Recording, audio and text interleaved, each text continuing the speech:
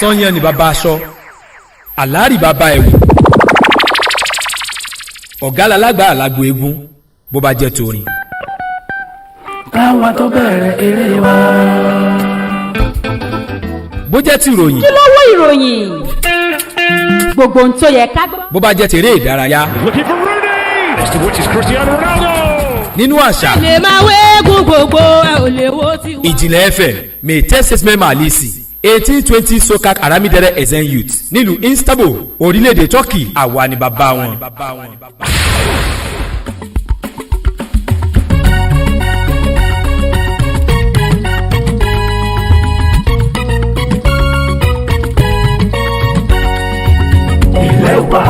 ilé wa Yorùbá nation ó dára ó lẹ́wà ilẹ̀ òmìnira kò síbikíbi tí a lè wà lórílẹ̀ ayé tí a lè gbàgbé Yorùbá nation jọ̀wọ́ o Olúwa mú wa dé ibẹ̀ tọmọtọmọ tọkọtọkọ tayátayá wa kí gbogbo wa yé lè mọ̀ wípé ilẹ̀ tiwa ni àwa yóò dé Yorùbá nation jọ̀wọ́ o Olúwa rọ̀ wá ní ọwọ́ láti gba ara wa nínú ìnira kò sọ́gbọ̀nkọ́gbọ̀n tí Nàìjíríà fi lè tàn wá jẹ àwa yóò dé Yorùbá nation.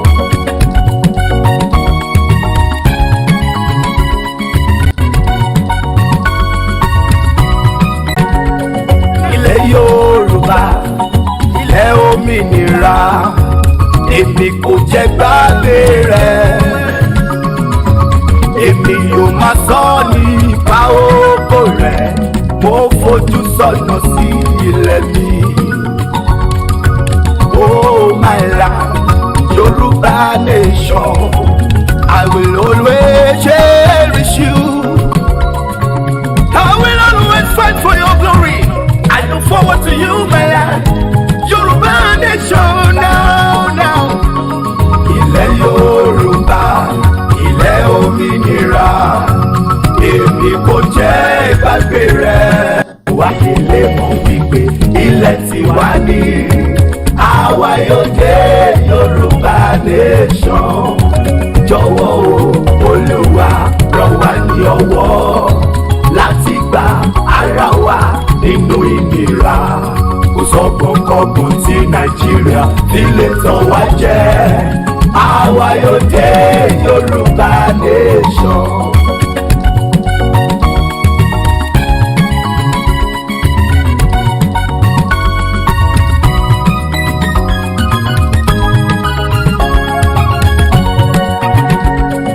ilẹ̀ Yorùbá ilẹ̀ òmìnira èmi kò jẹ́ gbàgbé rẹ̀ èmi yóò máa sọ nípa ògo rẹ̀ mo fojú sọ́nà sí ilẹ̀ mi oh my land Yorùbá nation I will always cherish you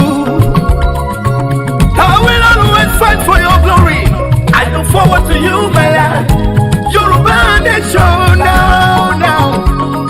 Ilẹ̀ Yorùbá, ilẹ̀ òmìnira, èmi kò jẹ́ ìgbàgbé rẹ̀.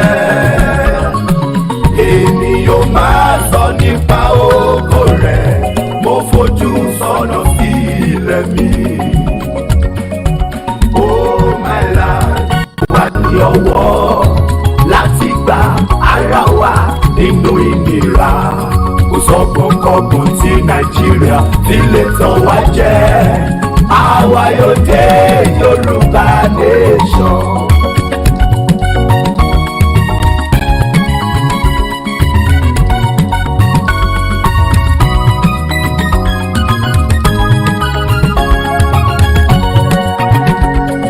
ilẹ̀ Yorùbá ilẹ̀ òmìnira èmi kò jẹ́ gbàgbé rẹ̀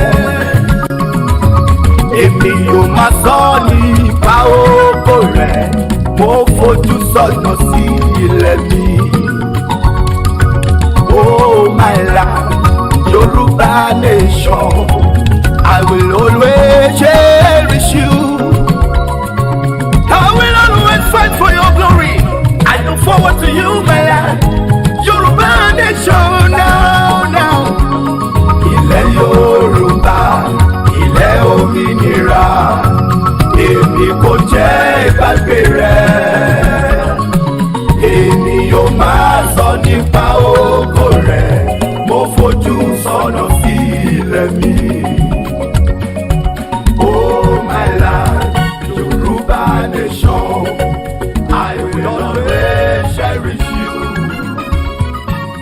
I will always fight for your glory. I look forward to you, my land.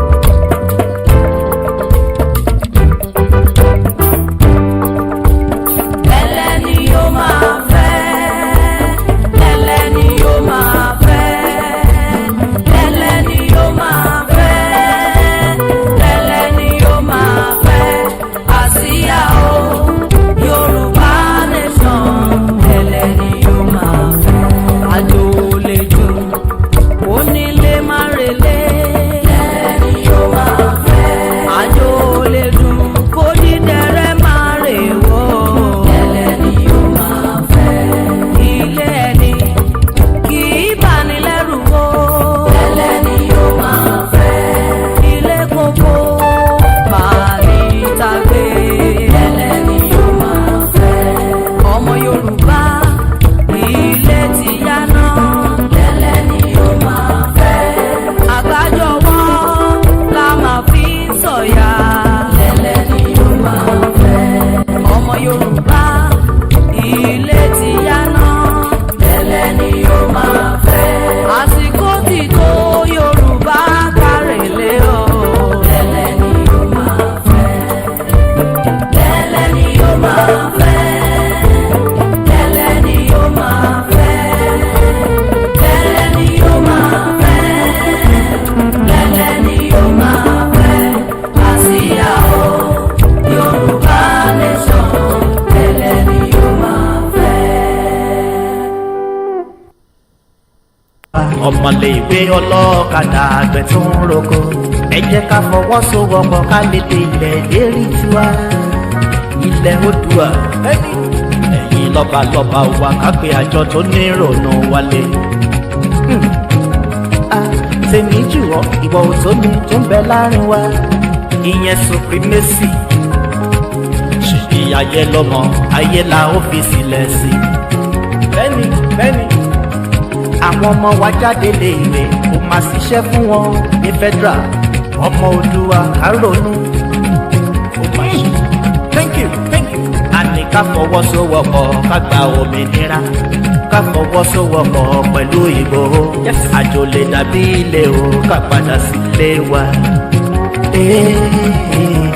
Gbogbo ọmọ Oòduà tilẹ̀ tó kọ́ ẹ jẹ́ ká fọwọ́sowọ́pọ̀ pẹ̀lú Ìgbòho. Òmìnira tilẹ̀ Oòduà ṣe ní làwọn fẹ́. ó ṣe dáadáa. Òmìnira tilẹ̀ Oòduà ṣe ní làwọn fẹ́. ó mà ṣe Fúlàní pa wá wọ́n ń jí wa láyà gbé Fúlàní pa wá wọ́n ń jí wa lọ́kọ̀ gbé a ò lè rìn a ò lè dàpọ̀ bí a ṣe ń ṣe tẹ́lẹ̀ ilẹ̀ wa ti dilẹ̀ jàǹdùkú fáwọn Fúlàní bẹ́ẹ̀ làwọn gómìnà wa wọ́n fi wá ta tẹ́tẹ́ nítorí ipò ilé ayé ẹsẹ̀ mẹ́fà ayé bá mi sá nítorí àwọn ọmọ wọn wọ́n ń bẹ l'Amẹ́ríkà wọ́n ń bẹ ní Jámánì wọ́n ń bẹ nílùú London. bẹ́ẹ̀ni kò sí ọ̀gá jù ló sókè. wọn ò mọ ìtú tí bàbá wọn ń pa ní Nàìjíríà àwọn tí a dìbò fún nílé ìgbìmọ̀ aṣòfin kan. ó máa ṣe àfihàn jẹ́ òye ìyàwó ni ẹ ò tẹ́lẹ̀ gbàdìyẹ àwọn ọmọ ọlọ́mọ ṣéun lẹ́ ń palẹ́kùn ẹ tó fún wọn níṣẹ́ ó di dandan kẹrùn wọn. torí náà ẹ jẹ́ ká fọwọ́sowọ́pọ̀ pẹ̀lú Ìgbòho ẹ jẹ́ ká fọwọ́sowọ́pọ̀ pẹ̀lú Adéyẹmọ àdìmọ̀ṣe kan lórí ilé. Gbogbo ọmọ Oòduà tilẹ̀ tó kọ́ ẹ jẹ́ ká fọwọ́sowọ́pọ̀ pẹ̀lú Ìgbòho. Òmìnira tilẹ̀ Oòduà ṣe ní làwọn fẹ́. Òmìnira tilẹ̀ Oòduà ṣe ní làwọn fẹ́. ìfẹ́ ló ṣe kókó. alright ó yá kárẹ̀lẹ̀ ilé bàbá mi. ẹ jẹ́ ká fọwọ́sowọ́pọ̀ pẹ̀lú Ìgbòho Ṣẹ́kì. ẹ jẹ́ ká fọwọ́sowọ́pọ̀ kó lè dára. ilẹ̀ bàbá wa ò ní bàjẹ́ o lákòókò yìí. orílẹ̀ jẹ́ fọ́ ọmọ Oòduà nílé lóko. ẹ jẹ́ ká fọwọ́sowọ́pọ̀ kó lè dára. ilẹ̀ Oòduà ò ní bàjẹ́ torí gbogbo ọmọ Oòduà ilẹ̀ tó kọ́ ẹ jẹ́ ká fọwọ́sowọ́pọ̀. ẹ jẹ́ ká fọwọ́sowọ́pọ̀. òmìnira tilẹ̀ Oòduà ṣe ní làwọn. òmìnira tilẹ̀ Oòduà ṣe ní làwọn. òmìnira tilẹ̀ Oòduà ìyẹn làwa ń fẹ́. òmìnira tilẹ̀ Oòduà ṣe ní làwọn fẹ́. òmìnira tilẹ̀ Oòduà ìyẹn là ń tọrọ. òmìnira tilẹ̀ Oòduà ṣe ní làwọn fẹ́. Èkó ò ní bàjẹ́ o lọ́lá Ọlọ́run ọba. òmìnira tilẹ̀ Oòduà ṣe ní ẹ bá mi ṣàyẹ̀. Ọ̀yọ́ ò ní bàjẹ́ o lọ́lá wájú lókè. Èkìtì onídàrúgbó ilẹ̀ Oòduà ni.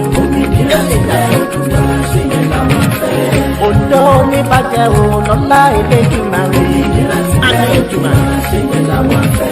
Ògbómọ̀ṣọ́ Ajílété kọ́ ilẹ̀ Oòduà ni. Ilẹ̀ Ṣọ̀ ilẹ̀ Kálá. Kwara ò ní bàjẹ́ ilẹ̀ Oòduà ni. Kogi Òkun ò ní bàjẹ́ sílẹ̀ Oòduà ni. Ìní ò ní bàjẹ́ o ilẹ̀ Oòduà ni. Ògùn ò ní dàrú o ilẹ̀ Oòduà ni. Ọbásanjọ́ Abíọ́dún. Òkè Ògùn ò ní bàjẹ́ o ilẹ̀ Oòduà ni. Ẹ̀yin lọ́balọ́ba pátá ẹ má ṣe fàṣùbíyè. Ẹ̀yin gómìnà wa ẹgbẹ́ pàdé tó nírònú. Ẹ wá sílé. Òmìnira tilẹ̀ Oòduà ìyẹn là ń tọrọ. Káwọn àgbẹ̀ rí ṣe kán má bá wa ṣe ètò yìí ẹ̀yin èèyàn wa níbikíbi tí ẹ ti ń gbọ́ wa lórígun mẹ́rin àgbáńlá ayé lónìí alẹ́ ètò yìí máa ń lágbára jẹ́. kàmọ́ tilẹ̀ Yorùbá pátápátá worldwide. mo kí gbogbo yín pé ẹ kú lé sowọ́pọ̀ ẹ kú dédé àsìkò yìí ṣe dáadáa làbá Sowọ́pọ̀. gbogbo ẹ̀ ń dùn ṣe ń dùn rẹ. ilẹ̀ bàbá wa ò ní bàjẹ́ o lákòókò yìí. orí gbogbo yín lójú agbágbé lónìí inú mi dùn ọkàn mi balẹ̀ ayọ̀ mi kú. ẹ jẹ́ ká fọwọ́sowọ́pọ̀. bàbá wa tẹ́rì ọmọ aládé mọ̀mọ́ kí yẹn kú dédé àsìkò Oòduà ò ní bàjẹ́. ṣé gbogbo ẹ̀ ń dùn ṣe ń dùn rẹ lọ́dọ̀ tí yín bẹ̀. ilẹ̀ tó kọ́ ẹ jẹ́ ká Oòduà ti dé mo rí yín mo yó Sowọ́pọ̀. mo rí yín mo yọ̀ mo rí yín mo jó mo kí yẹn kú dédé àsìkò ṣé gbogbo ẹ̀ ń dùn lọ́dọ̀ tí yín bẹ̀. àjọ máa kọ́ wọ́n rìn délẹ̀ ìlérí ni láṣẹ Ọlọ́run. Òmìnira tilẹ̀ Oòduà ìyẹn là ń tọrọ. Òmìnira Èkó ò ní bàjẹ́ o. ní kóngókóngó lòun wá gbogbo kóngẹ̀kóngẹ̀ báyìí lòun wá kèrègbè. Ẹ bá mi ṣàyẹ̀. Ọ̀yọ́ ò ní bàjẹ́ o. àwọn báyìí ni kínlakínla ìsàlẹ̀ lónìí họ́wùhọ́wù.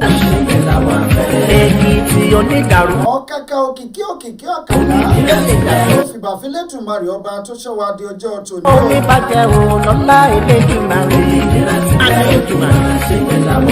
èmi nìkan kọ́ mo wà lórí ètò lónìí èmi nìkan kọ́ ni mo wà lójú agbágbé àwọn èèyàn ti péjọ bíbá sílé agodo lónìí tá a jọ fẹ́ gbádùn ètò tòní àfẹ́jọ náà bí ẹni náà. Ká fọwọ́sowọ́pọ̀ pẹ̀lú Ìgbòho Ṣẹ́kì. lára wọn ni àwọn lọ́wọ́ bọ́tìnì wa lókè Ó lè lọ́wọ́ dára.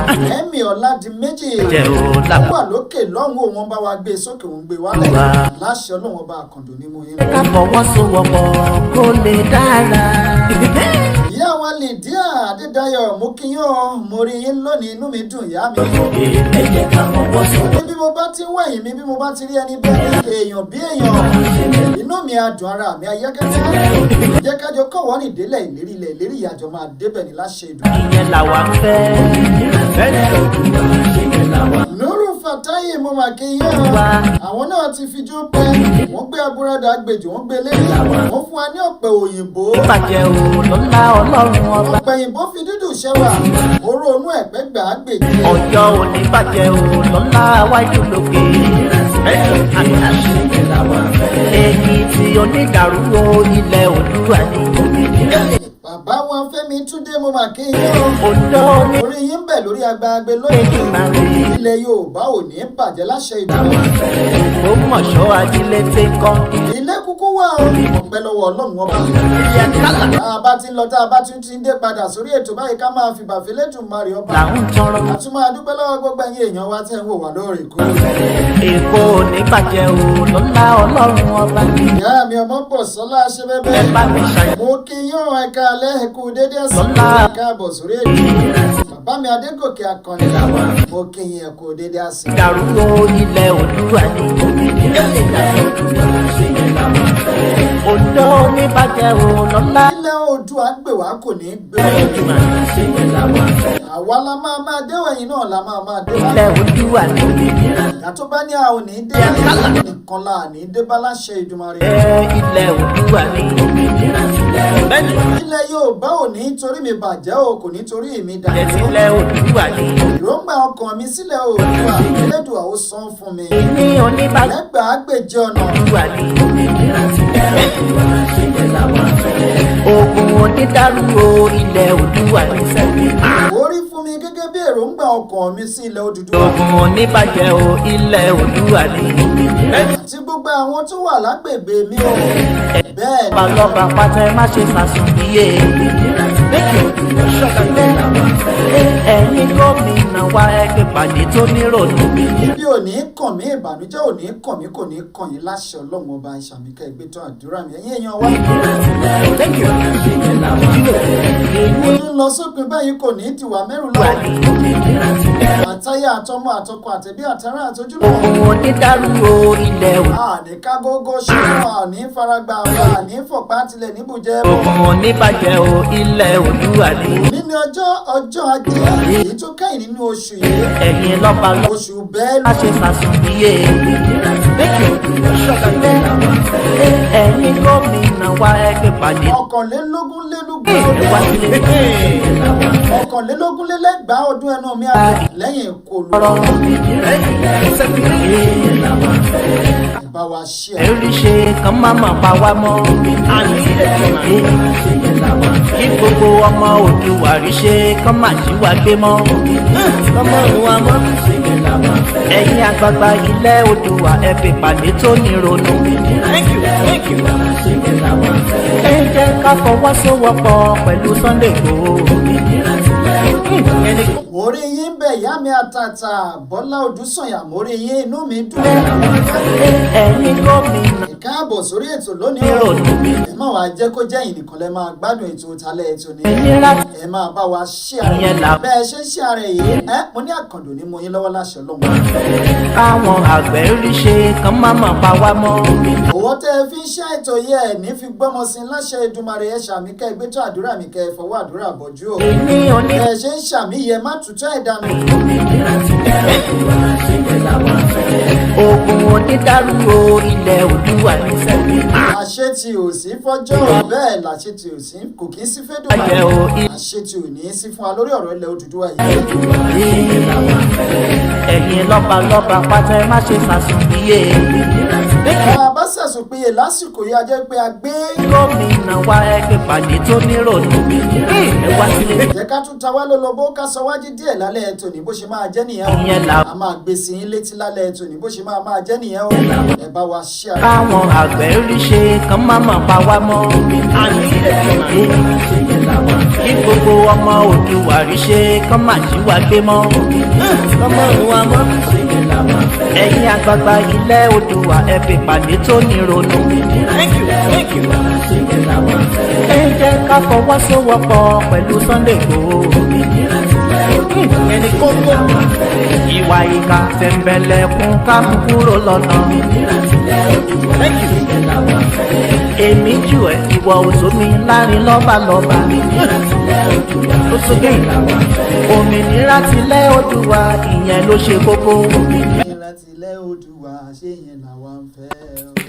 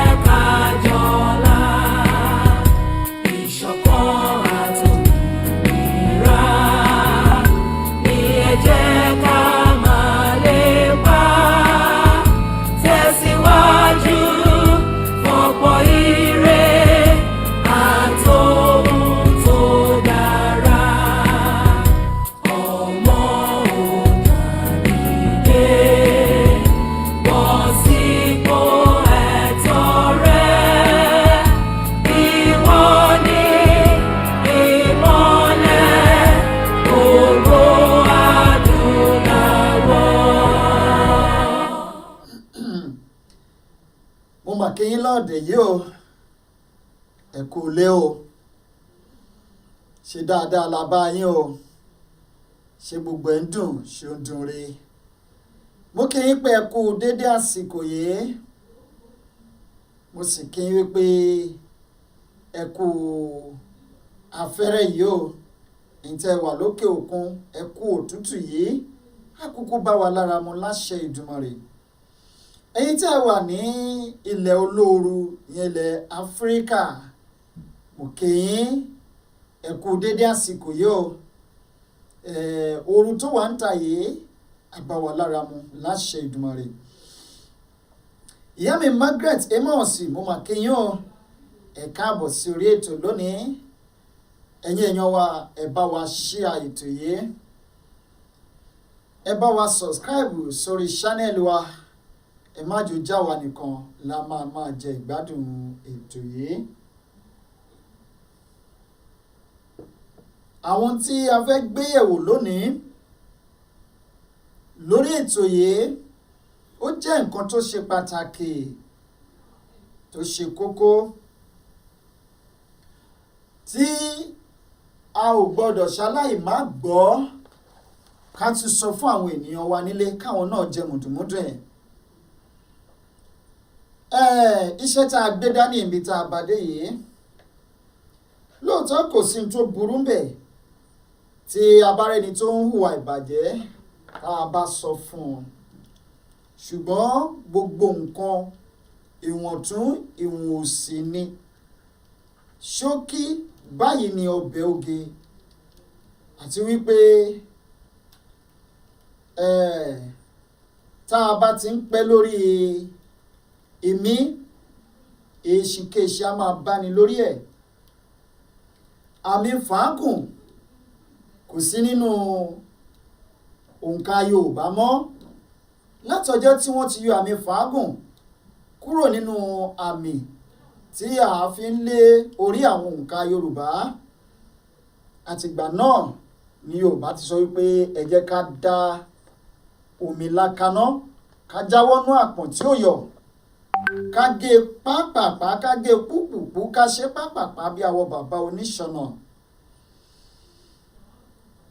ọ̀rọ̀ díẹ̀ ìgbésẹ̀ púpọ̀ ni ó yẹ ká máa ṣe lásìkò yìí. ìyá Tolúyẹmí mo kí yín o ẹ káàbọ̀ ìyá wa sórí ètò lónìí. ẹ ṣeun o àbáwọn Fẹ́mi Túndé wọn ní a ti wà nínú ọyẹ́ báyìí ó dáa àtinú ọyẹ́ o àtinú ooru àtinú òtútù Elédùà jẹ́ kí ó bá wa lára mu kò ní gbòdì lára wa láṣẹ Ìdùmarè. ẹ bá wa share ètò yìí lónìí. a fẹ́ ṣí ojú wa sí àwọn nǹkan tí ó máa ṣẹlẹ̀ lọ́jọ́ iwájú láìpẹ́ láì jìnnà tá a bá sì jọ wà pẹ̀lú Nàìjíríà la fẹ́ sọ̀rọ̀ lé lórí lónìí. ẹ̀yin tẹ́ darapọ̀ mú wa fún ìgbà àkọ́kọ́ Ìjìnlẹ̀ rédíò ní eléyìí o orílẹ̀-èdè Turkey la fi ìkàlẹ̀ sí tá a takàn mọ́lẹ̀ sí tá a ti ń ta dábẹ́ ẹnu tá a tún rọ̀ bí òwe. orúkọ tèmi kò tí ì yí padà Ìjìnlẹ̀ Marcus lórúkọ tèmi o.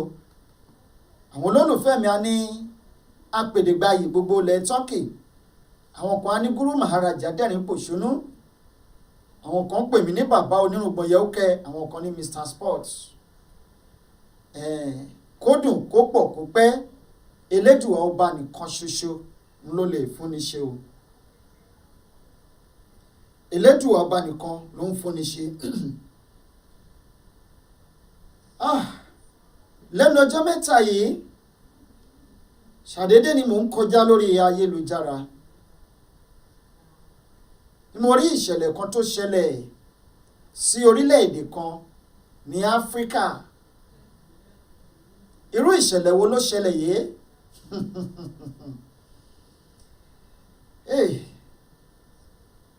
Ọlọ́run ní jẹ́ kí wọ́n fi ọ̀rọ̀ tèmi ṣàríkọ́gbọ́n. ẹ sọ síra yín ò torí àpèmọ́ra ẹni báyìí là ń pè tèmi dire. bàbá wa Fàúdù Álímì mo kí yín ẹ káàbọ̀ lálẹ́ òní ojú tẹ́ ẹ fi wò wá kò ní fọ́ kò kúkú ní relédè yín etí tí ẹ fi ń gbọ́ wa láṣẹ Èdùmàrè etí náà ò ní di o.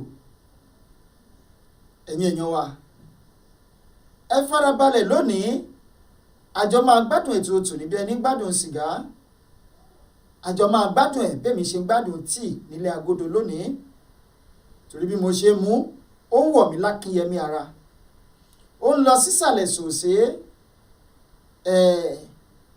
òun náà la fi ń pa mẹ́dìn lórí ètò lónìí. orílẹ̀-èdè yìí ó jẹ́ orílẹ̀-èdè kan ní orílẹ̀-èdè Áfíríkà wọ́n jẹ gbèsè tí wọ́n jẹ yìí gbèsè tí ò tó nǹkan ǹjẹ́ kí ló ṣẹlẹ̀ sí wọn ẹ farabalẹ̀ máa ṣàlàyé ẹ̀ kó yé wa torí pé àìṣàlàyé ọ̀rọ̀ òun náà ló pa elétè ìṣáájú ẹ lè máa wò wípé ohun tí a fẹ́ gbéyẹ̀wò yìí lónìí ǹjẹ́ kí ló ní í ṣe pẹ̀lú ọ̀rọ̀ tí ó ń ṣẹlẹ̀ ní Nàìjíríà kódà ó kọjá bẹ́ẹ̀ ntí ó ní í ṣe pẹ̀lú ọ̀rọ̀ tó ń ṣẹlẹ̀ ní Nàìjíríà lọ́wọ́lọ́wọ́ èèyàn lọ́wọ́ bọ́tìnì wa ẹ gbójú wa jáde síta ẹ jẹ́ kí wọ́n rí ẹni tí a wí fún ọba jẹ́ kó gbọ́ èyí tí ò gbọ́ ń tan rẹ̀ jẹ ni ó ń tan rẹ̀ jẹ èmi ò ní fọwọ́ ara mi ṣera mi ṣùgbọ́n àìlè fọwọ́ ara mi ṣera mi ìjẹ́ṣẹ́ lẹ́dùwà ni ó lè fà á tó lè bá wa ṣe ká má bàa fi ọwọ́ ara wa ṣera wa kì í ṣe lẹ́dùwà o mo ṣe ń sọ gbogbo ìgbà tẹ́yìn bàbá àtẹ̀yìn ìyá wa fẹsẹ̀ rẹ̀ múlẹ̀ wípé alágẹmọ ti bímọ àìmọ́jó ọwọ́ ọmọ ló kù sí tí abáka Átíkù yìí tán ẹ̀yin èèyàn wa ẹ wo ọjọ́ tó jáde ẹ lè máa wò pé ó ti pẹ́ ó sì rẹ́lífàǹtì kódà títí di ọdún tó ń bọ̀ títí tí àwọn ìgbésẹ̀ yìí máa ṣe bẹ̀rẹ̀ sí ní ṣẹlẹ̀ sí wa ní Nàìjíríà ní Átíkù yìí tó máa wà relevant. orílẹ̀-èdè yìí ni wọ́n ń pè ní Uganda níbo ló wà bóò ló ṣe jẹ́ kí ló ń tó ṣẹlẹ̀ sí wọn. ààrẹ orílẹ̀-èdè Uganda lélẹ́yìí tẹ́yìn wò yìí ìyẹn tó dúdú bíi tèmi ní ọwọ́ àlàáfíà lórí agbágbé àbí lọ́wọ́ ọ̀tún mi lójú agbágbé ó ní ààrẹ orílẹ̀-èdè Uganda ìtò wà lẹ́gbẹ̀ẹ́ òsì yìí ó ní ààrẹ orílẹ̀-èdè China. ǹjẹ́ kí ló ṣẹlẹ̀ ẹ farabalẹ̀ jẹ́ ká wò ó gẹ́gẹ́ bí a ṣe máa ń ṣe lóòrèkóòrè tá a bá ti wà lórí ètò tá a bá ti fẹ́ ka Átíkù ẹ jẹ́ kí gbogbo wa máa fetí sílẹ̀ ká gbọ́n tó ṣẹlẹ̀ sí wọn ní Uganda kó tó di wípé a wá padà wá sí Nàìjíríà. àánú wa ń ṣe mí o a ní dá wa lágara torí ẹ̀ ni a ṣe go straight to the point preamble kò ní síbẹ̀.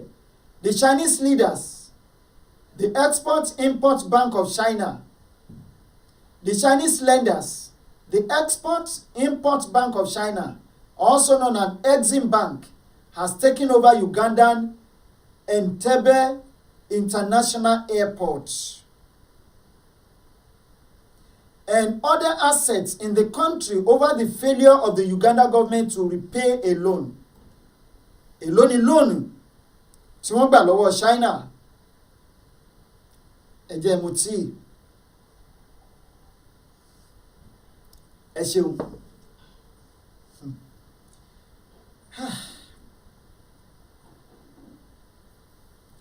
torí bá fẹ́ burú ọrùn ló ti máa ń bẹ̀rẹ̀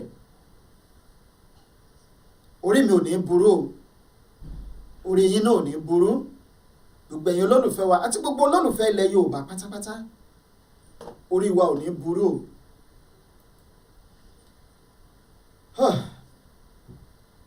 ẹ jẹ́ ká continue This came despite reports that President Yoweri Museveni has sent a delegation to Beijing for a negotiation with the Chinese government over toxic clauses that exposes the East African country.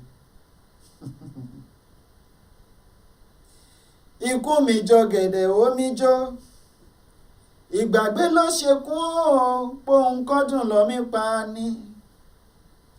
Èló lowó tí Uganda yá yìí, paragraph ibi tí wọ́n ti yá owó yìí, iye tó owó yìí jẹ́ òǹlẹ́lẹ́yìí. The Museveni-led Ugandan government had on Tuesday 17 November 2015 signed an agreement with Exim Bank to borrow $207 million at 2% upon disbursement. $207 million ni wọ́n ti torí ẹ̀ tí wọ́n ti airport. Hello sir.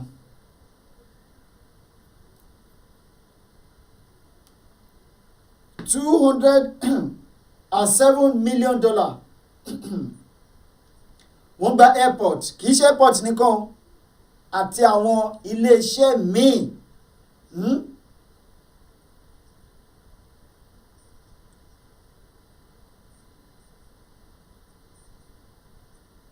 Entebbe International Airport and other assets in the country ni wọ́n seize because of how much? $207 million. Now, the loan had a maturity period of 20 years, including a 7 years grace period. Ṣẹ́rí, wọ́n yá wọn lówó ní 2015. Wọ́n dẹ̀ ní kó fi 20 years san. Wọ́n máa fi 20 years wọ́n á fi san. 7 years àkọ́kọ́ wọn ò ní san anything. Now ẹ wá wo 2015 to date, how many years? 6 years péré down the lane wọ́n ti gbẹ́sẹ̀ lé airport wọn. Bàbá mi Rasheed Ibrahim mo kí yín sà, ẹ káàbọ̀ sórí ètò. Ọmọ Nàìjíríà, ẹ̀yin ọmọ Nàìjíríà rere, èmi tèmi o, èmi ò kí ń ṣe ọmọ Nàìjíríà rere. Bad example ọmọ Nàìjíríà ni mí. Torí ọmọ Nàìjíríà rere, àwọn ni wọ́n máa ń tẹ̀lé, àwọn náà máa ń ṣe bí zombie, tí wọ́n máa ń tẹ̀lé Nigerian government. Ẹ jẹ́ ká wò ó, the loan had a maturity period of 20 years, including a 7-year grace period. But it had now appeared that the transaction signed with the Chinese lenders, particularly, means Uganda surrendered its most prominent and only international airport. The Uganda Civil Aviation Authority, UCAA, revealed some provision in the financing agreement with China that exposed Entebbe International Airport and other Ugandan assets to be attached and taken over by Chinese lenders upon negotiation in Beijing. Uganda, however, sought to renegotiate the deal, but the latest visit and pleas to alter the original terms with Chinese authorities were declined. Ẹ rò wípé Chinese tó máa yá yín lówó, wọ́n á gbé owó kalẹ̀ sí fún yín, wọ́n á gbé fún yín cash, ẹ rò pé wọ́n gọ̀. Ẹ̀yin Nàìjíríà, mo ṣì ń bọ̀ lórí billions of dollars tí Nàìjíríà ti yá lọ́wọ́ Chinese. Màá ka gbogbo ẹ̀, màá enlist ẹ̀ fún wa one after the other. Ẹ wá wo gbogbo asset ta ni. Ṣẹ́rí, in the first place now, Lagos International Airport is gone.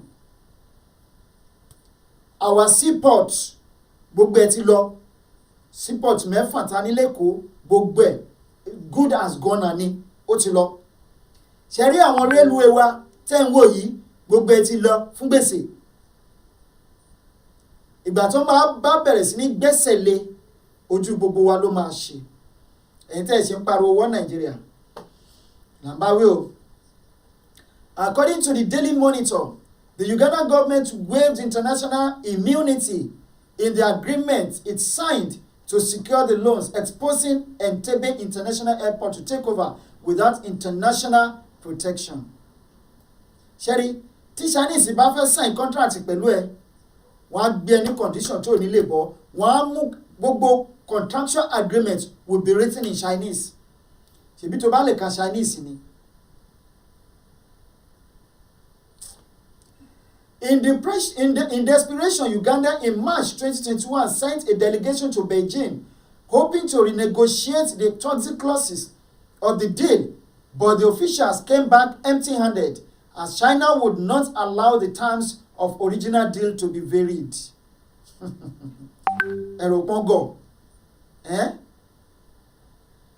Last week, Uganda Finance Minister Matia Kasaija apologized to Parliament for the mishandling of $207 million loan from the China Exim Bank to expand Entebbe International Airport. Wọ́n tún lò ó síbi tó yáwó sí. Progress of works at the airport built in 1972 has reached 75.2%, with 2 runways having reached overall completion of 100%. Ó farabalẹ̀ fún wọn dáadáa. Ẹ rò pé Chinese gọ̀? Ẹ sọ fún àwọn ìjọba yín. Àwọn governors yìí ní southern part of the country. Gbogbo asset tó ní tó sì gbójúlé belong to Chinese government. Entebbe International Airport is Uganda's only international airport and handles over 1.9 million passengers per year. A seizure by China will greatly dent the legacy of the 77-year-old Museveni, who came to power on the back of an armed uprising in 1986 and exposed him to election defeat. Yeah, Tibeye. Now, before I come back to Nigeria, wọ́n ní afọgbọ́n ọlọ́gbọ́n ṣọgbọ́n kì í jẹ́ kọ́gbọ́n ó tán lórílẹ̀. Mo sọ lẹ́ẹ̀kan mo ní Ọlọ́run ò ní jẹ́ kó fi ọ̀rọ̀ tiwa ṣe àríkọ́gbọ́n. Tó bá máa fi ọ̀rọ̀ tiwa ṣe àríkọ́gbọ́n kó jẹ́ àríkọ́gbọ́n oore ni wọ́n fi ọ̀rọ̀ tiwa ṣe. Bẹ́ẹ̀ kó má fi ṣe àríkọ́gbọ́n ìbànújẹ́, àríkọ́gbọ́n orí ibú. Bí irú àwọn orílẹ̀-èdè yìí. Ìgbà tí Uganda lọ yáwó kò mọ̀ pé nǹkan báyìí máa ṣẹlẹ̀. Wọ́n yáwó yìí wọ́n fi ṣe nǹkan tí àwọn Chinese farabalẹ̀ fún wọn kí wọ́n almost complete iṣẹ́ yìí wọ́n dẹ̀ gbẹ́sẹ̀ lé airport ẹ̀ mọ́lẹ̀. That's the end. Now ẹ jẹ́ ká lọ sí some other countries tó ti fall sí the same trap tí China tó set fún wa ní Africa.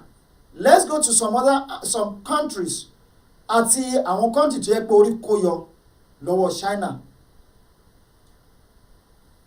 Although this article came out in 2018, to be precise, June 18, 2018, lélẹ́yìí jáde. Now, last year, that was 2017, with more than $1 billion in debt to China, Sri Lanka handed over a port to companies owned by Chinese government. Wọ́n ti gbẹ́sẹ̀ lé seaport to Sri Lanka since 2017 because of $1 billion debt tí wọ́n jẹ Chinese government.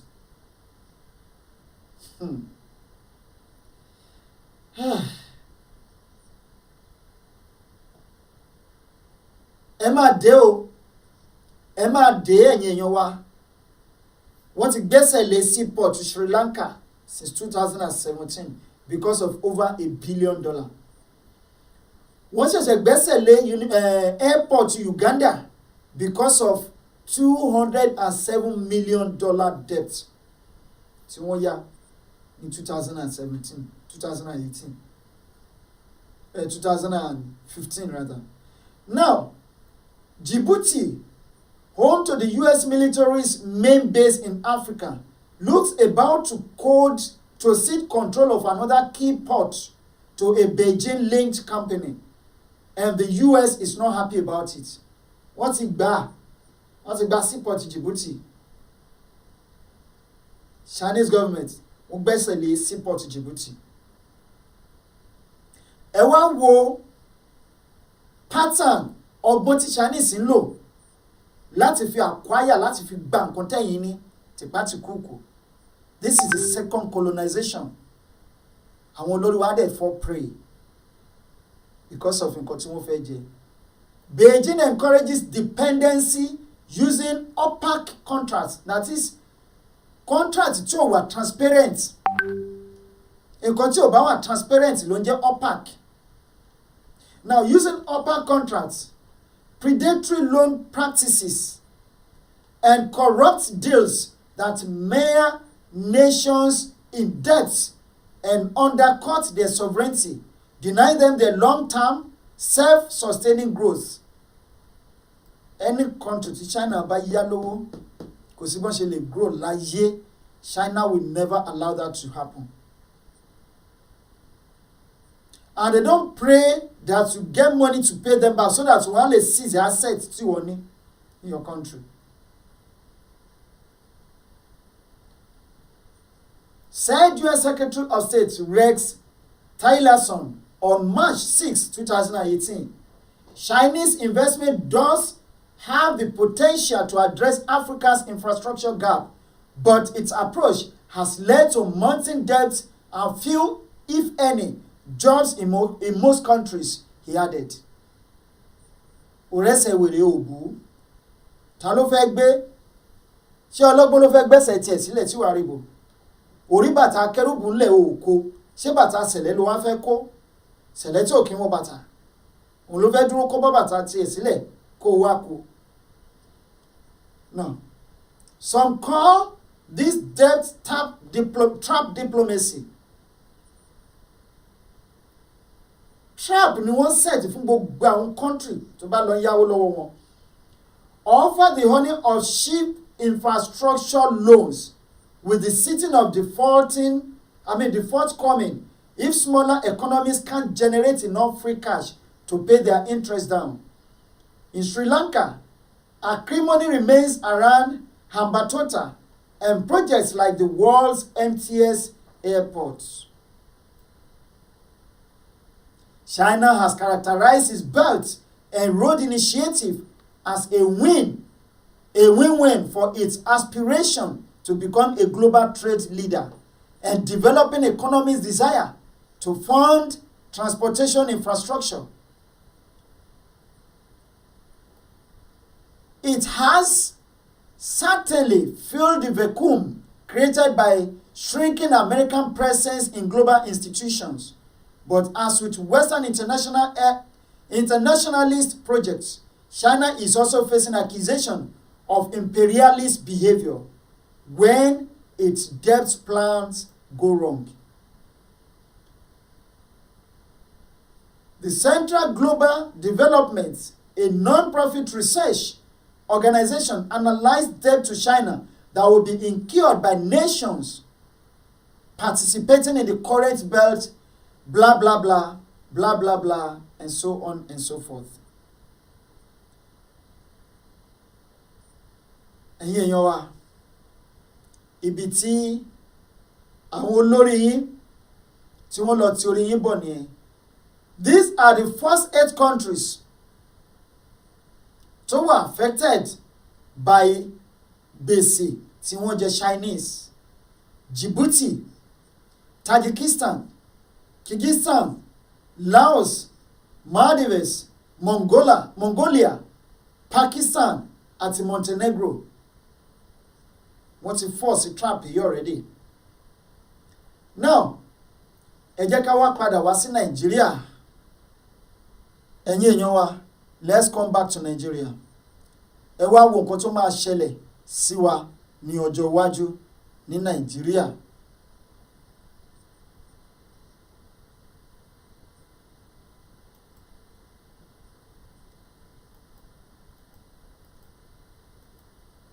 ẹ jẹ́ kí n zoom ẹ̀ kí gbogbo wa rí. Because of 200 and what? Because of $207 million wọ́n gba airport lọ́wọ́ Uganda. Kí ni wọ́n wá fẹ́ gbà lọ́wọ́ tiwa Nàìjíríà o? Ẹ wò ó, ẹ jẹ́ ká fojú ara wa wò ó.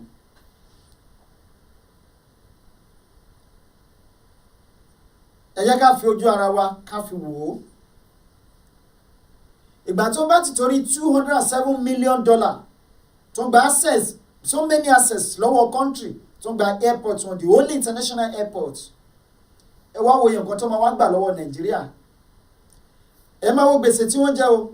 National Public Security Communication System Project. Nàìjíríà yá $399.5 million. Approximately $400 million. Owó tó ti fẹ́ times 2 owó tí Uganda jẹ tó fi gba airport lọ́wọ́ wọn. Yẹn wà ń bẹ̀. National Public Security Communication System Project. This National Security Communication System, this is a public security communication system project yìí, wọ́n ṣe lóòótọ́, but it's not functioning. Not functioning láti ìgbà tí wọ́n ti ṣe, tí wọ́n ti parí ẹ̀, kò ṣiṣẹ́ láti àárọ̀ di alẹ́ rí ní Nàìjíríà. Wọ́n gba $400 million wọ́n yálé lórí. Ìyẹn dúró bẹ́ẹ̀. Now, the railway modernization projects, IDU to Kaduna section, $500 million ni wọ́n yá torí eléyìí. Ṣé n calculate gbogbo owó yẹn jẹ́ $900 million. Ká n calculate to be $900 million, because anything tó bá ti wọ 0.5 has become 1. So $400 million for the National Public Security Communication System Project. Pẹ̀lú railway modernization project from IDU to Kaduna section, $500 million ni wọ́n gbà lọ́wọ́ China. Kẹ́lẹ̀ wò dáadáa wò, this is it. Projects funded with Chinese loan. Ó nìyẹn. Now, Abuja Light Rail Project, another $500 million. Ó jẹ́ $1.4 billion tí wọ́n yá. ICT infrastructure backbone projects. ICT infrastructure backbone projects, $100 million, making $1.5 billion. Okay. This is another one. 4 airport terminal expansion projects, Abuja, Kano, Lagos, and Port Harcourt. Most of you like airport wa ti lọ already. 4 airport terminal expansion project, Abuja, Kano, Lagos, and Port Harcourt, $500 million, making $2 billion.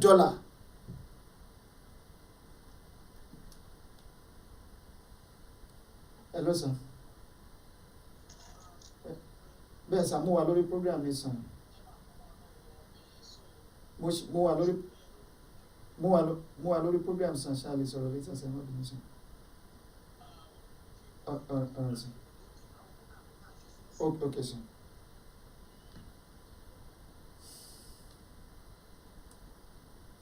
Ẹ má bínú. Let's go back again. Want to distract me? Yeah. National Public Security Communication System Projects, $400 million.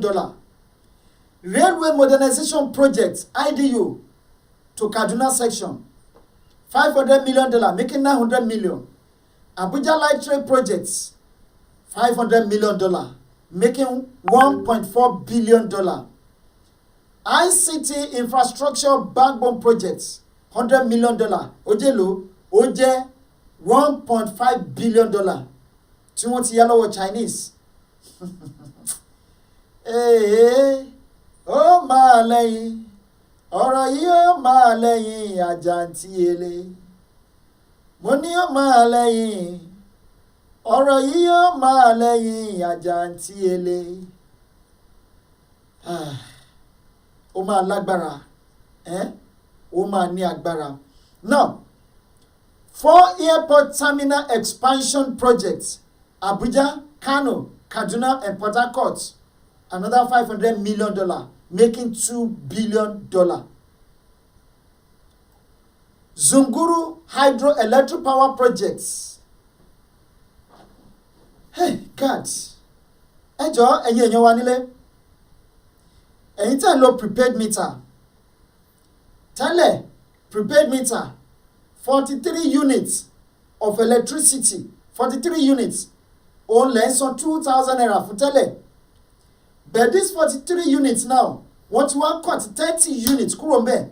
Ẹni tó bá mọ̀ nípa iṣẹ́ iná àbí tó mọ̀ nípa ẹ̀ dáadáa àbí tó ṣiṣẹ́ níbi tí wọ́n ti supply iná Nàìjíríà, ẹ jẹ́ kó takò mí ní alẹ́ yìí. Wọ́n ti cut ẹ̀ from 43 units to 13 units.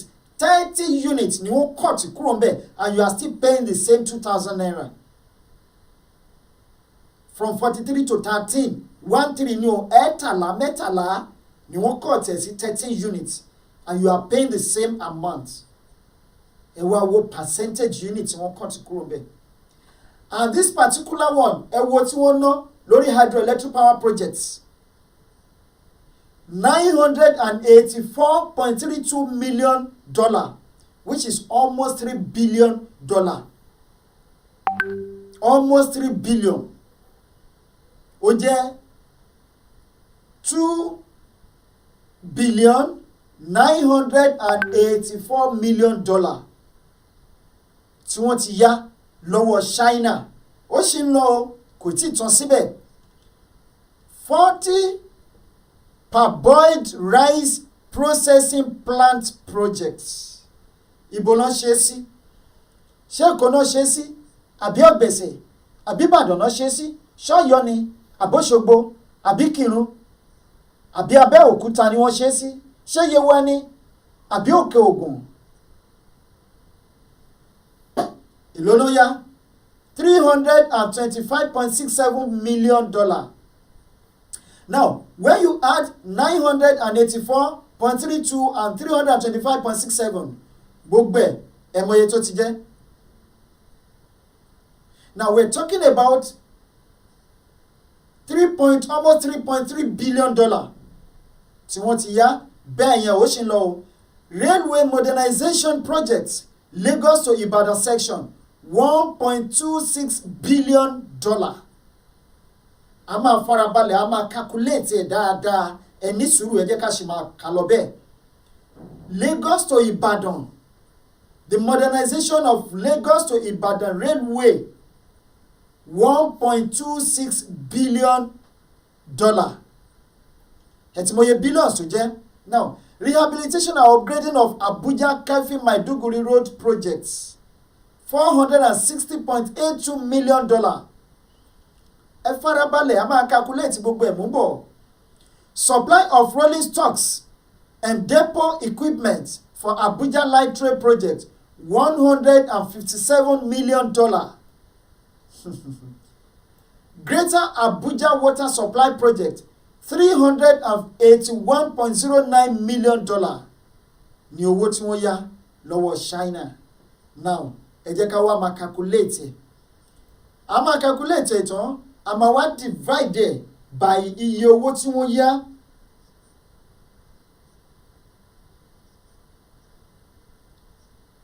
Owó tí wọ́n wá yá tí Uganda yá tí wọ́n fi gba airport Uganda, a máa wá mú, a calculate, a gbé lórí ara wọn. Ẹ wá wò wípé a ti wà nínú wàhálà, a wà nínú ìdààmú. Ogun ti dé bodè po. Ó yá, ẹ jẹ́ á bẹ̀rẹ̀ ká máa ṣe calculation. National Public Security Communication System Project, $399.399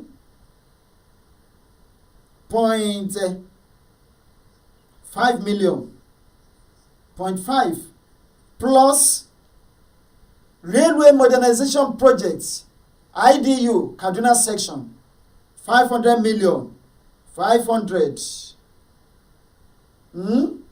plus Abuja light rail project another 500 million 500 plus ICT infrastructure backbone project 100 million.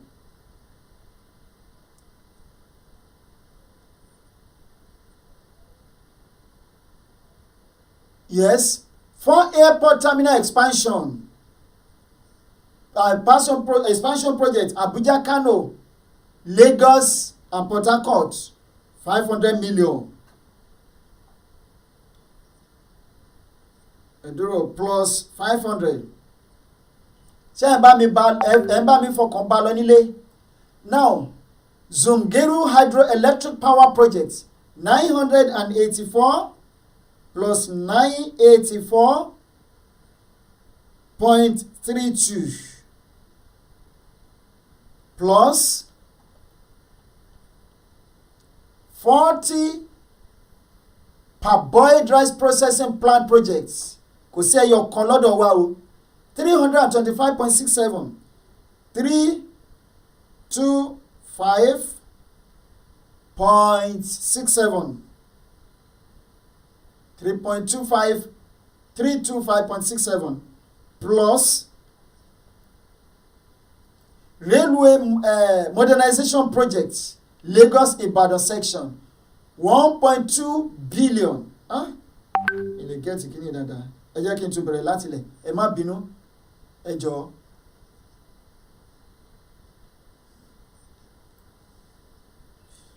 $399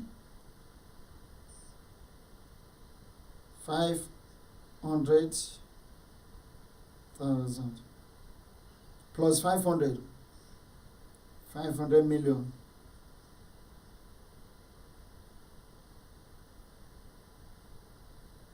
plus another 500 million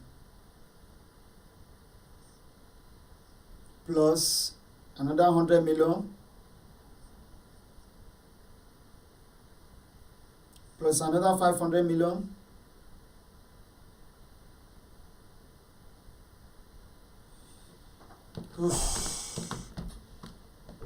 ẹ má bínú calculator mi ẹ ń fọkọ now 399.5 plus 500 million plus 500 plus 100 plus 500 is 1 million 1.9. Anyway,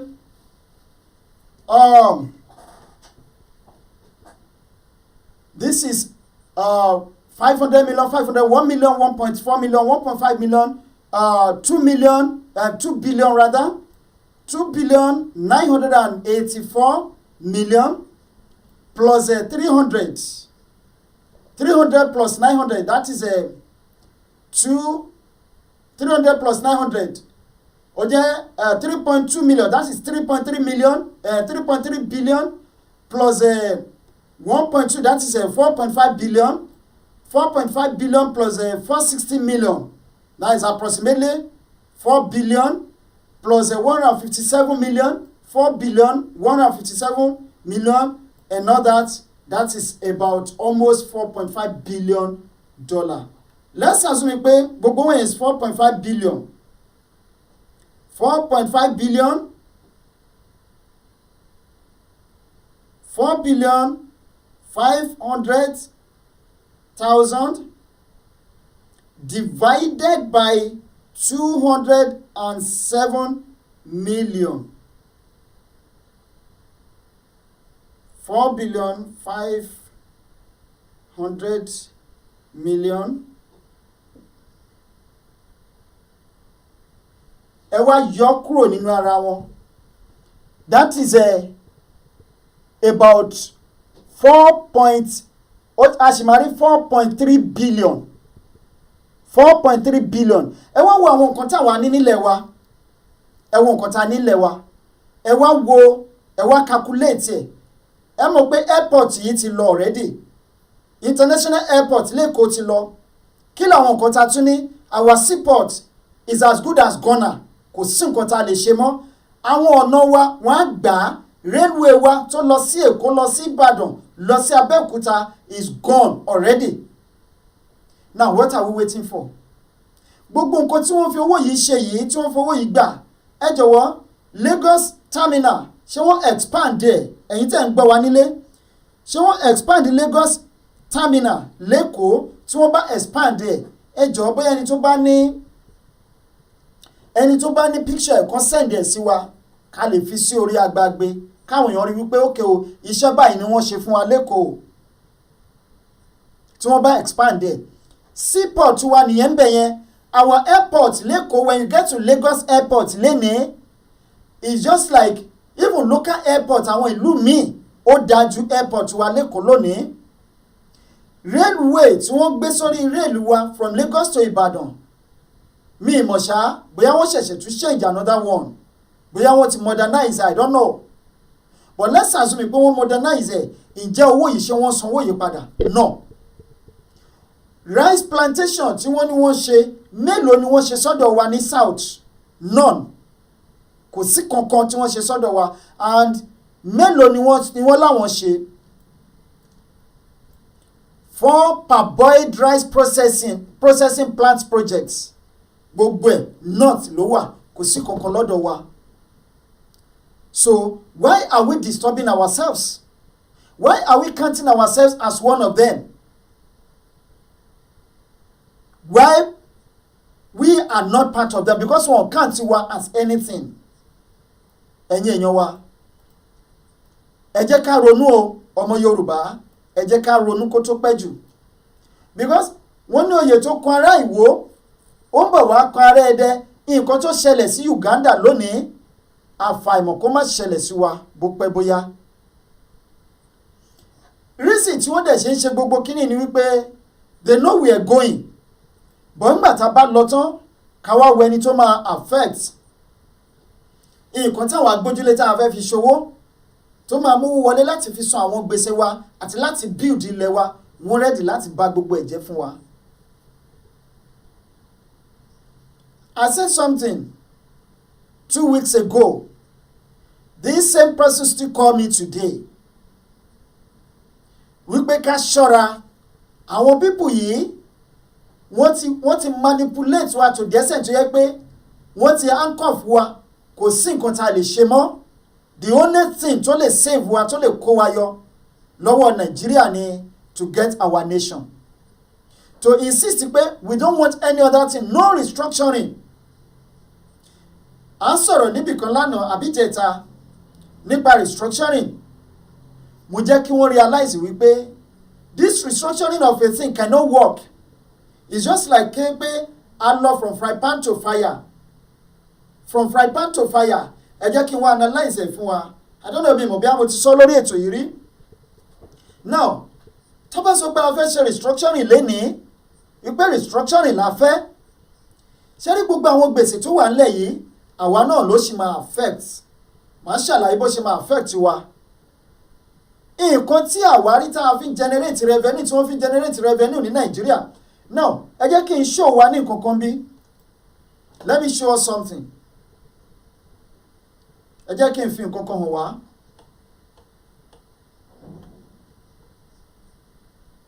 Ọ̀yọ́'s VAT revenue alone ní Ọ̀yọ́ state is higher than the total collection of the 17 northern states.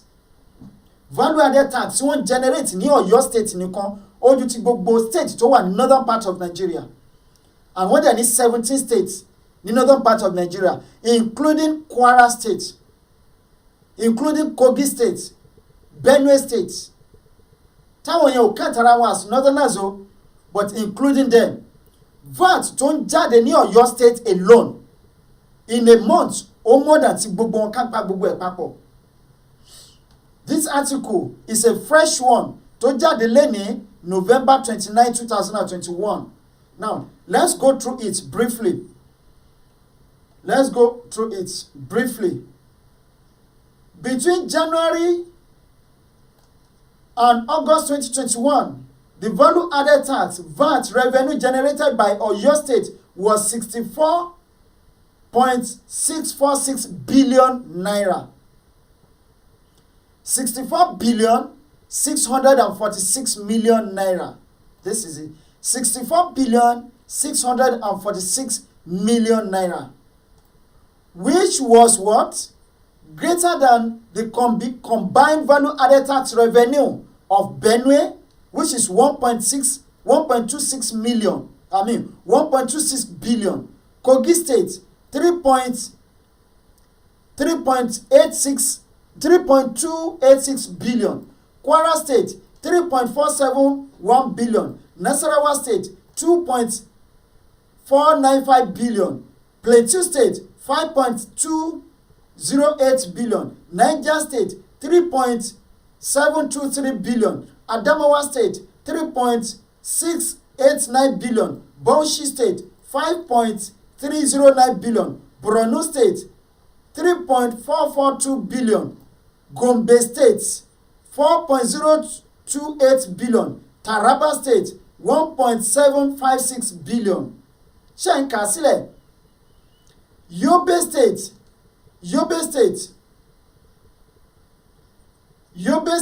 9.445 billion naira. Jigawa State 3.375 billion. Katsina State 3.738 billion. Kebbi State 1.284 billion. Sokoto State tó ń gba owó ju Lagos State 4.978 billion. Zamfara State 598.33 million. Shetiri, which stood at 61.174 billion naira and 3.472 billion less than the amount generated by Paysetter State. Ìgbà tó calculate gbogbo wọn pátá ti Lagos State sì ju gbogbo wọn lọ pátá. Èló dẹ̀ ní Lagos State Ọ̀yọ́ State rather èló l'Ọ̀yọ́ State máa ń gbà padà nínú VAT ẹ̀ wọ́n á ṣiṣẹ́ bí erin wọ́n á jẹ̀jẹ̀ ìlérí bó ṣe ń ṣe wá nìyẹn. Now the analysis also revealed that although Lagos State generated 429.203 billion, the state only got 139.587 billion, which is 32% of VAT revenue generated. Lagos, 179.587 billion, which is the 32% of VAT generated by Lagos State. In the same vein, Rivers State generates 90.293 billion within the same period, but got 46.270 billion, which is 51.24%, while Oyo generated 64.646 billion, but was allocated 45.136 billion, which is 69.8% of VAT generated by Oyo State. By Oyo State. Ẹ wá wo àwọn tí wọ́n generate owó tó wọn, ẹ wo bìtìbìtì owó tí wọ́n gbà. In the period under this Western political zone, 518.kinikon billion, which is more than the 499.kinikon generated by other 5 zones and the FCT. In the period under review, the Southwest geopolitical zone generated 518.856 billion naira, which is more than the 499.08 billion generated by other 5 zones and the 5 federal capital territory. Kẹ́lẹ̀ mọ̀ wípé àwa gbogbo là ń generate owó fún Nàìjíríà. now tábàṣì remain together pé restructuring yìí òun ni afẹ́ tí wọ́n fún wa ní restructuring owó àbúwa náà sì máa fi ṣe àbúwa lálejò torí lára àwọn nǹkan táwa ní la máa kó ti fún olówó làbújá san gbèsè ṣe ti bí ṣe tọ̀hún yes ó máa pay wa to some certain level ju bá ṣe wà lónìí ẹ wá mo pabambari ibẹ̀ ni wípé at the end of the day ẹ̀yin èèyàn mi at the end of the day now mo rí nǹkan kan bí báyìí yes mo rí nǹkan kan bí the South East had 23.548 billion gbogbo South East 23 point which is pé owó tí Ọ̀yọ́ state ń generate nìkan almost times 3 ẹ̀ owó tí gbogbo South East ń generate almost times 3 ẹ̀ òní Ọ̀yọ́ state nìkan tó ń generate now ẹ wá wo south ẹ jẹ́ kí n wo south mo lérò pé mo rí south níbí okay south tí epo wà tí wọ́n ti ń pariwo àwọn generate 135.814 billion ẹ wá wo iye tí south west generate south west tí wọ́n ti tap epo wa rárá o a generate 500 plus billion 518.856 òun làwa generate tí wọ́n ti fọwọ́ kan resources wa rárá ó nìyẹn táwa generate south tí gbogbo èèyàn ń pariwo wípé epo wà lọ́dọ̀ wọn kìíní kan wà lọ́dọ̀ 135 billion ni wọ́n generate now ṣé wọ́n rí pabambari ibẹ̀ ni wípé tí wọ́n bá fún wa ní restructuring lóòótọ́ in which I am very sure pé kò lè ever rí light of the day wọ́n á fún wa láyè wípé ká lo restructuring yìí for a period wọ́n lè fún wa ní 4 years 4 years yìí wọ́n á máa fi plan dáadáa wọ́n á wá strategize gidi wọ́n ṣe máa mú wa finally ṣé mo pé orílẹ̀-èdè kan náà láti jọ wà ṣùgbọ́n àwa ń control ọlọ́pàá wa à ń control tí bí à ń ṣe tọ̀hún but federal police ṣì máa wà federal army ṣe wọ́n lè sọ pé kí ó jẹ́ federal government gan central government ló máa control security which is the police Nigerian Air Force Nigerian Army Nigerian Navy kí central government kó máa control ẹ̀ ibẹ̀ gbogbo ni tiwa bá wa finally now after 4 years or 8 years military máa wá take over ní Nigeria just as it happened in 1966 tó bá ti wá take over tí kù bá ti wá ṣẹlẹ̀ ní Nigeria àjẹpọ̀ tán kò sí ọ̀nà àbáyọ tá a lè fi báyọ mọ́ tá a lè gbà jáde nínú ẹ̀ mọ́ láíláí tí bẹ́là máa fi fún fèrè you see pé they are coming back then to wipe us out totally completely wọ́n sọ wá di handicap èyí tí wọ́n bá pa lára wa wọ́n sọ di handicap kò ní ní agbára kankan mọ́ bọ́n ṣe fáwọn Hausa lónìí. The only solution and the only thing that can save us now ni wípé ká má relent lórí nǹkan tá a gbé dání yìí ká bá lọ relent pẹ́rẹ́ a jẹ́ pé kọ́lọ́ má jẹ́ kí a padà ti ká àbámọ̀ bọnu nígbẹ̀yìn ọ̀rọ̀ torí náà ẹ̀yin èèyàn wa ẹ jẹ́ kí a sowọ́pọ̀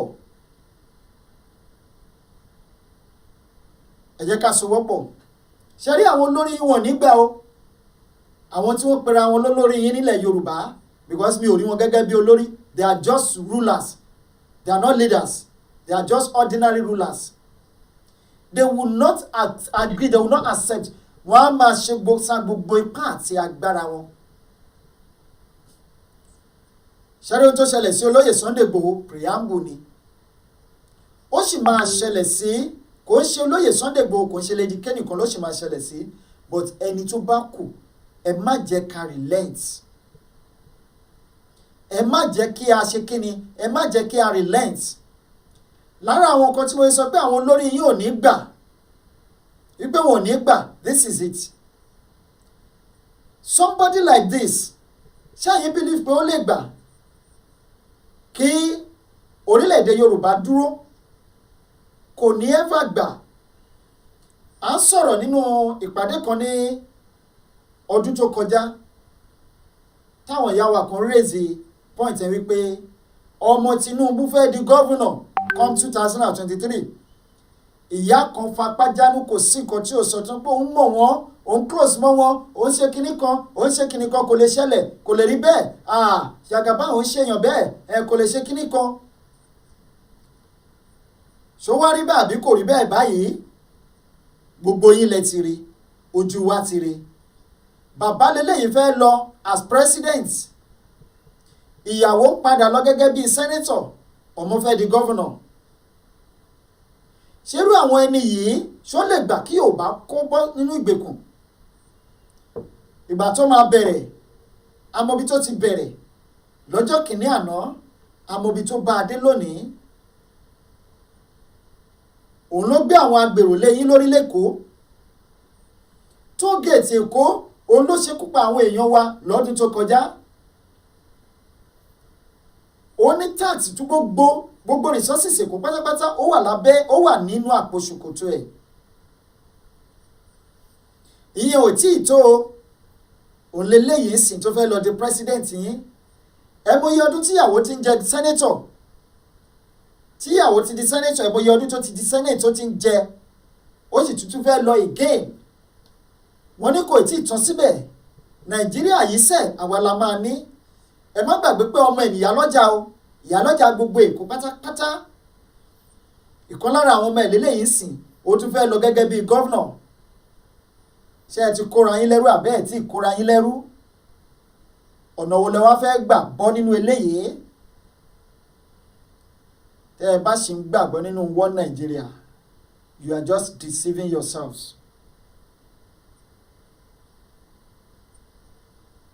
bẹ́ẹ̀ ni ìyá wa Medina wọ́n ní Buhari government still borrowing o and one idiot is calling Oloye Igboho idiot for agitating for Oduduwa nation because that person is from Edo.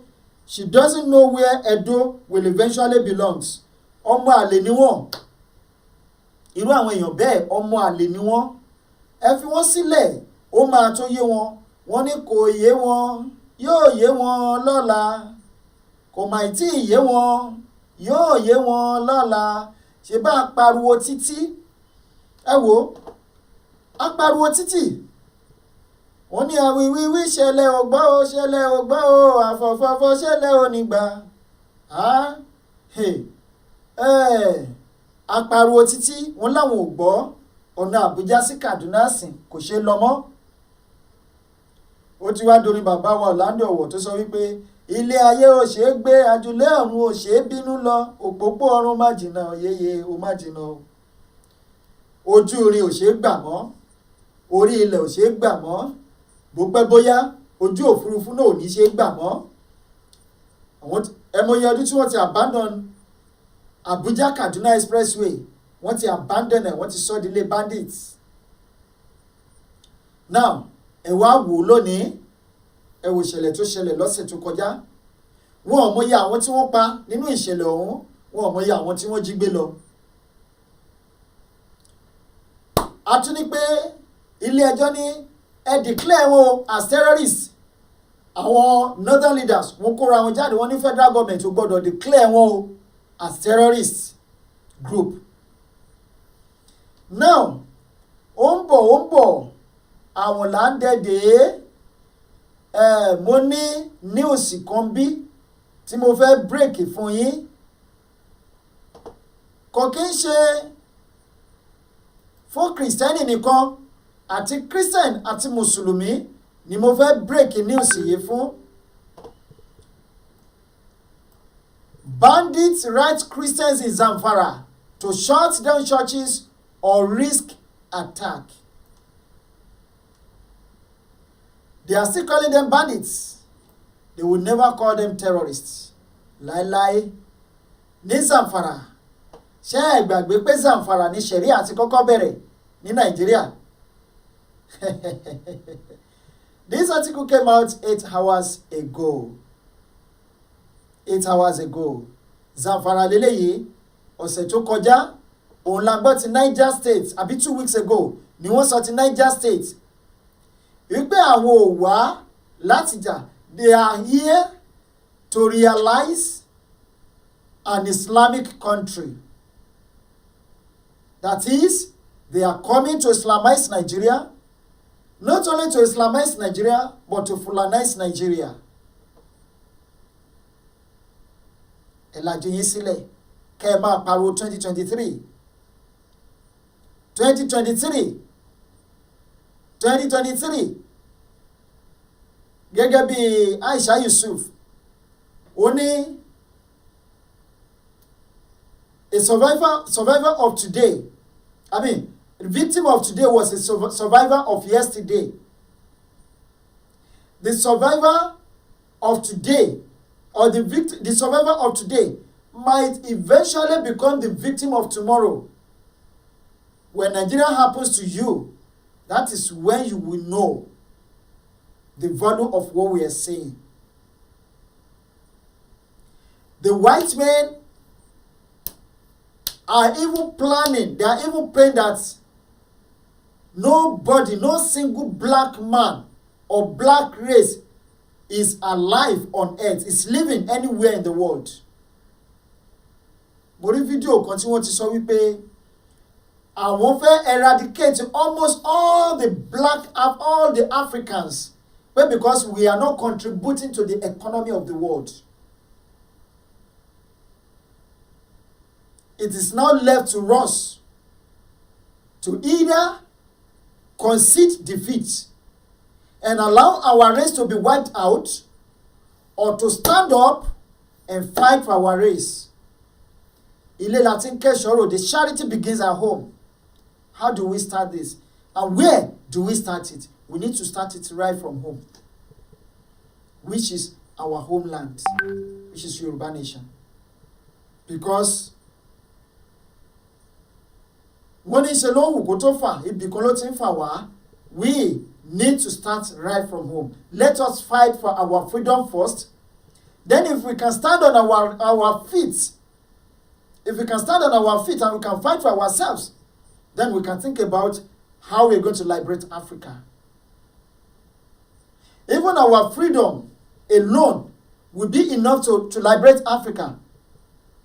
But as long as we subject ourselves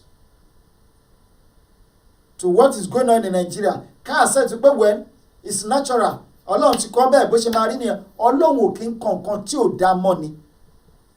Nǹkan tí ò dá Ọlọ́run ò kí ń kọ mọ́yàn. Bàbá àròpọ̀ rẹ̀ á ní mẹ́ra pẹ̀rẹ̀kẹ́ mú yà ń tèmi.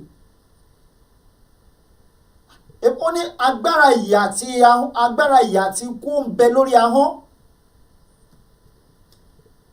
Agbára ìyè àti ikú ó wà lórí ahọ́n. Èmi ò ní fọwọ́ ara mi ṣera mi. Èmi ò ní fẹnu ara mi ṣera mi. Tó bá kù tèmi àtàrà ilé mi o, ilẹ̀ Oòduà yìí òun la máa jà fún. Mi ò mọ ohun tó lè kọ́ọ̀sì mi o. Mi ò mọ nǹkan tó lè kọ́ọ̀sì ẹ̀yin náà. Ẹ dìde. Ẹ jẹ́ á jà fúnlẹ̀ Yorùbá. Kí ẹ̀yà wa má bàa di ẹ̀yà tí wọ́n gbàgbé. Wọ́n ní ẹ̀yà kan wà ńgbà kan rí tí wọ́n pè ní Ọlọ́run ò ní jẹ́. Kò ń ṣẹ̀yà tiwa o. Láṣẹ Ọlọ́run a máa délẹ̀ lérí yìí ni láìpẹ́ láì jìnnà. Ẹ má bẹ̀rù, ẹ má fòyà. Ó ń ṣọmọ lókù bẹ́ẹ̀ ni.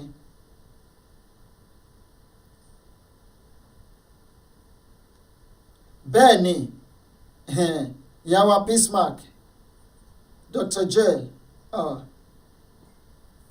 àbí bàbá wa Peacemark, Dr. Joel, wọ́n ní one choice or one Nigeria is demonstrated by Tinubu family.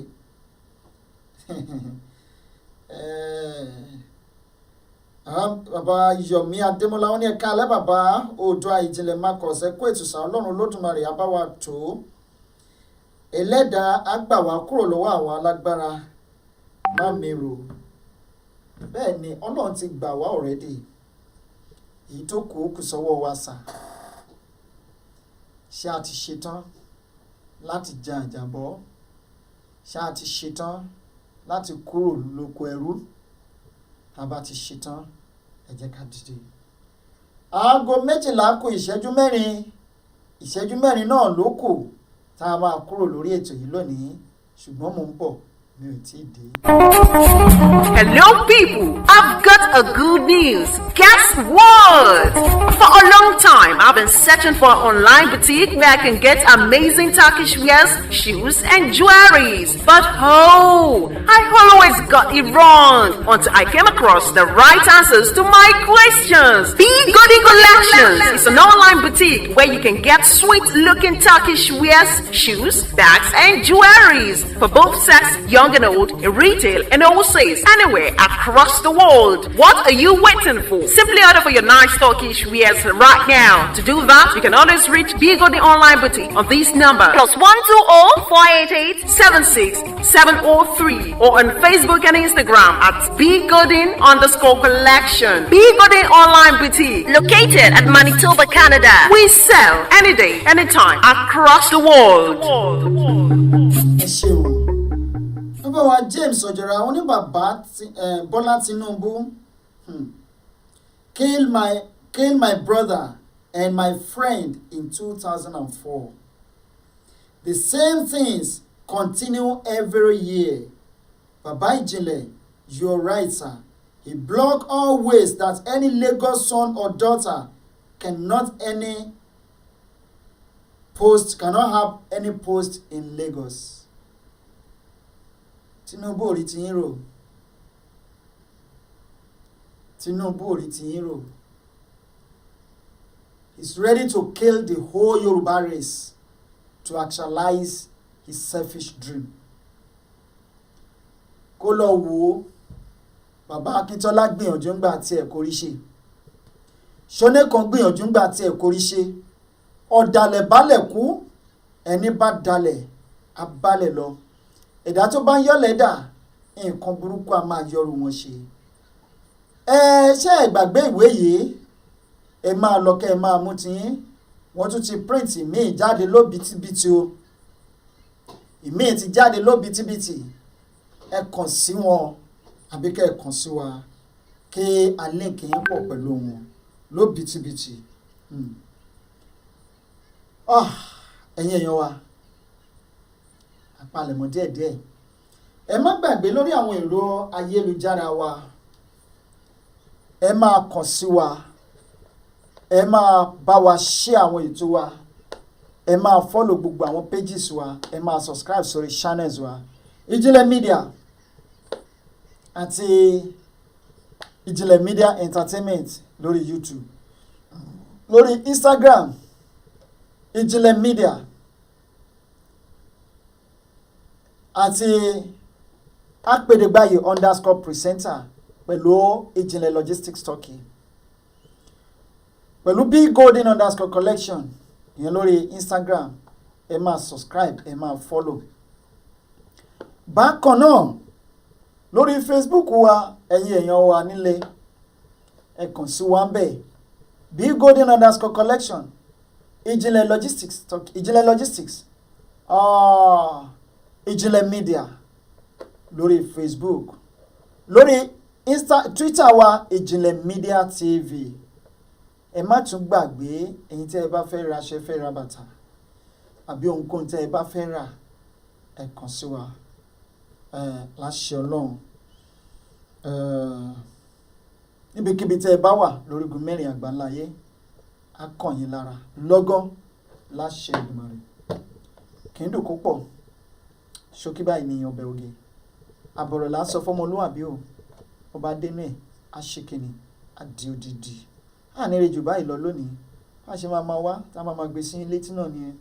Èyí tó ti gbọ́ lé ní o. Ó ti gbé tí ọ̀tún wọlé láṣẹ Èdùmàrè kò ní gbé tí ó sì jáde o. Gẹ́gẹ́ bí orin tá a máa ń kọ nílé ìwé. Wọ́n ní àmírelé o bàbá ọlọ́jọ́ òní o àmírelé o. Gbogbo ẹ̀kọ́ tí a ti kọ́ nínú ilé ìwé wa má ṣe jẹ́ kẹ́yẹ èṣù kó ṣàájẹ lọ́kàn wa. Àmírelé o bàbá ọlọ́jọ́ òní o àmírelé o àṣẹ àmín. Wọ́n ní orí téèyàn bá fi ṣèwé èèyàn kì í bẹ téèyàn bá dàgbà. onírèsè bá lòun òfin gbámọ́ èyí tó ti fi sílẹ̀ ńkọ́ arúgbó wọn kì í ijó tárúgbó bá mọ̀ jó kò sí ẹ̀dá kan tó lè pa láyọ̀ nú ẹ̀.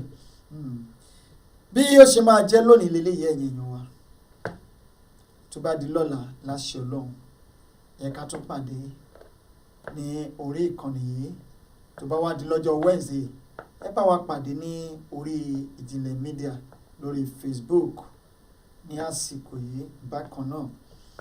Ṣùgbọ́n títí di ìgbà náà ńkọ́ ẹ̀yin èèyàn wa oníyàn ṣeun ọlọ́ka ṣeun ẹ̀yin tí ẹ bá wa jẹ́ ẹ ṣí kíni ẹ̀kọ́ àìbínú odò àgbèwà kò ní gbé ọ̀dàlẹ̀. Orúkọ tèmi kò tí yí padà Ìjìnlẹ̀ Marcus apèdègbà ìgbogbo ilẹ̀ Turkey Guru Maharaji adẹ́rìn pòṣónú Mr Sport ló ń dágbére fún yín wípé ojú wa ò ní kọ àtúnrí o etí wa ò ní kọ àtúngbọ́ ire báyìí ni ojú owó rí ire ni kójú wa máa rí o ó dàrọ̀.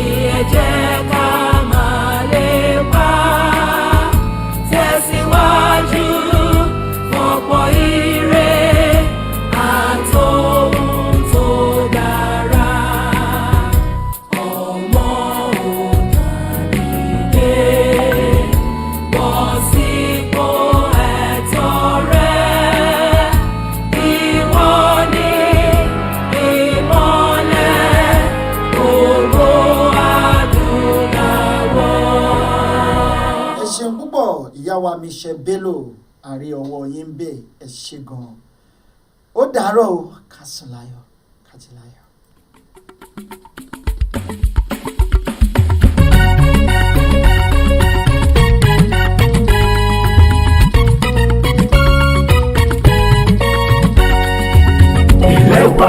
ilé wa Yorùbá nation ó dára ó lẹ́wà ilẹ̀ òmìnira síbikíbi tí a lè wà lórílẹ̀ ayé tí a lè gbàgbé Yorùbá nation jọ̀wọ́ o Olúwa mú wa dé ibẹ̀ tọmọtọmọ tọkọtọkọ tayátayá wa kí gbogbo wa yé lè mọ̀ wípé ilẹ̀ tiwa ni àwa yóò dé Yorùbá nation jọ̀wọ́ o Olúwa ràn wá ní ọwọ́ láti gba ara wa nínú ìnira kò sọ́gbọ́n kọ́gbọ́n tí Nàìjíríà fi lè tàn wá jẹ àwa yóò dé Yorùbá nation.